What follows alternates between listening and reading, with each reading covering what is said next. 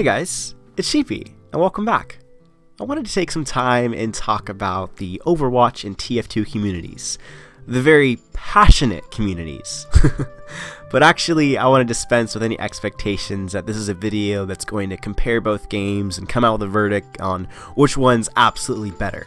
No. That's not what I want to do at all. Actually, I want to look at both games over the last 2 years and kind of look at the peak of the controversial opinions of both Reddit and TF2 and Overwatch videos, and actually just kind of see where we've come over the last 2 years.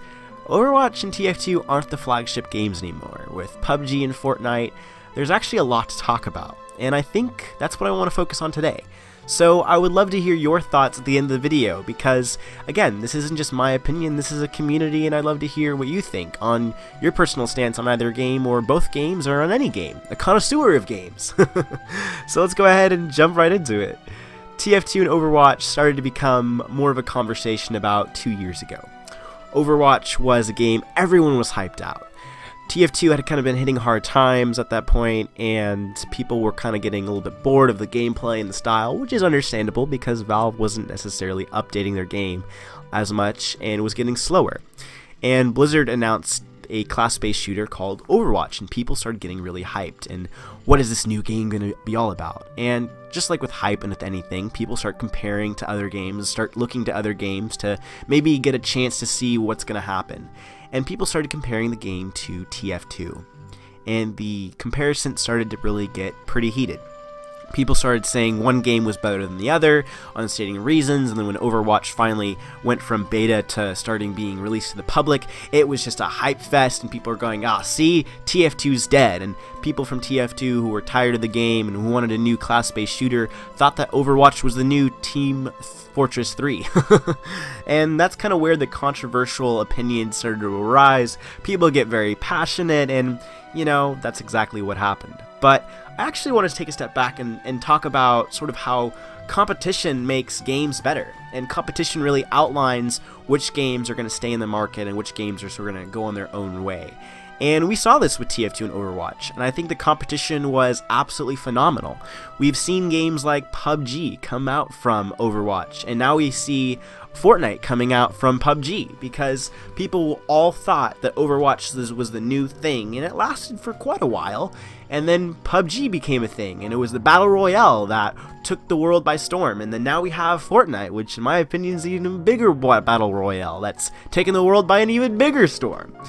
And there's just a crazy amount of competition when brands start to compete with each other, and innovation and creativity start to just spurt out forward when we start seeing these new games, these new mechanics, and then people start calling one game a copy and a scam. People from PUBG are calling certain things from Fortnite a scam and just a copy, and, you know, well, in my opinion, I think the taunts in Fortnite are definitely copying TF2. I mean, come on. But, you know, you just see all these different opinions arise, but ultimately it brings about new games and new feelings, new experiences, and I think that's the better part of this world, is we start to see new innovation, and I think we're going to always see that when brands start to compete with each other. So, in my opinion, I like the controversial opinions, I like the passion.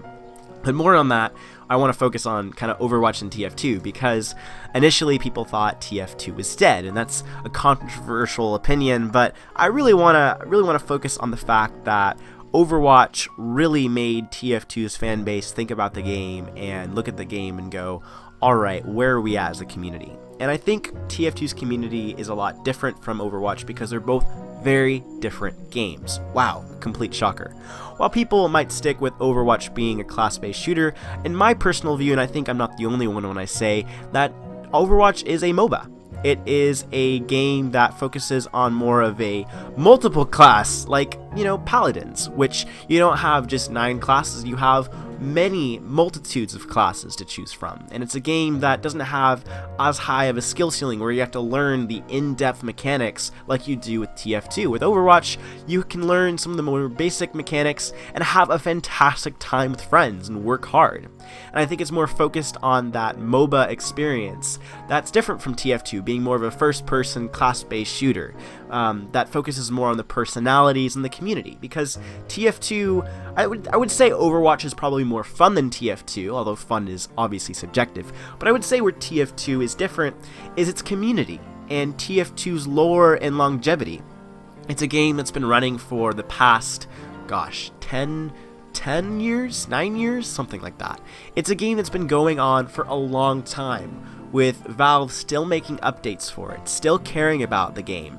And it's a game that has a lot of history, from the Meet the Medic, the Heavy, the different videos, to the longevity and personality of its characters and the community coming around and kind of making these characters into real life YouTubers and people that interact during esports, and people that have known personalities like Benny and Uncle Dane and King Raja, and all these different people that have made the game what it is and have outlined personalities and characters. And I think that's what makes TF2 different. I think it has more of an emotional connection to a lot of people, because people know and have had personal experiences, because TF2 for a lot of people have been the first, or it has been the first game for a lot of people.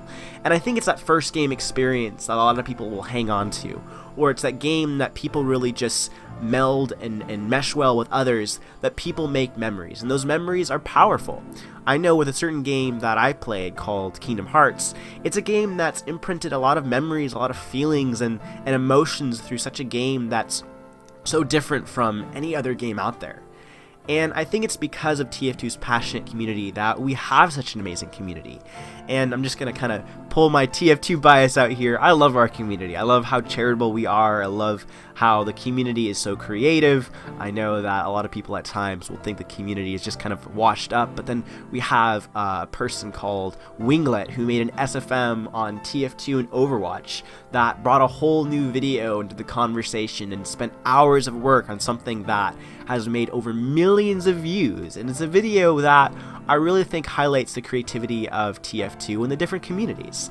And I think it's that difference of game, it's that community that really separates both games. I think Overwatch is the perfect competitive game that really will strike a blow into esports and making it a game that's really going to flagship the future. And I really think that's great for gaming as an industry and gaming as a whole. I think TF2 is more of a historical longevity, personality. It's a game that doesn't necessarily promote the mechanics, it promotes the people and it promotes the experience. And I think for a lot of people there's that two differences. People love sometimes the game mechanics and the actual game itself, and some people like the personality or what they get from the game. And I think you have those type of two different people that will fit well with having Overwatch as a fun, exciting esport related game, and having TF2 as a fun, exciting, community, personality driven game.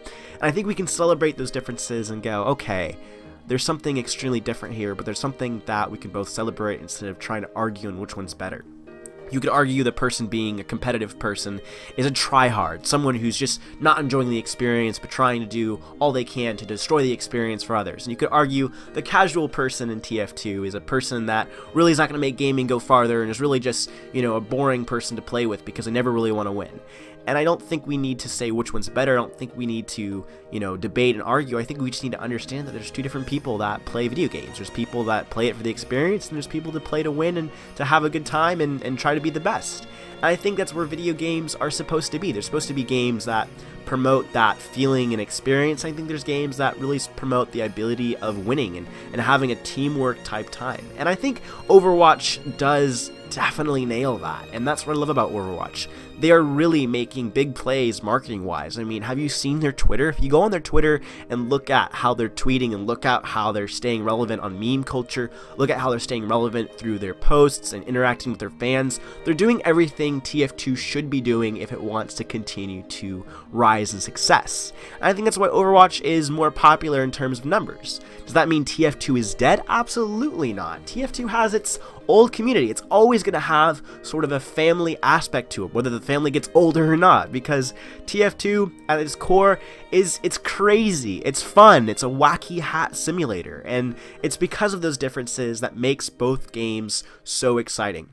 And I think people are going to always remember, you know, TF2, but they're going to remember and start to see new games on the horizon. Fortnite, PUBG, Overwatch, my goodness, the games that have taken millions of dollars. You know, I believe Overwatch has over $1 billion made from their game. I mean, oh my gosh, that's expensive. Oh my gosh, that's a lot for the gaming industry.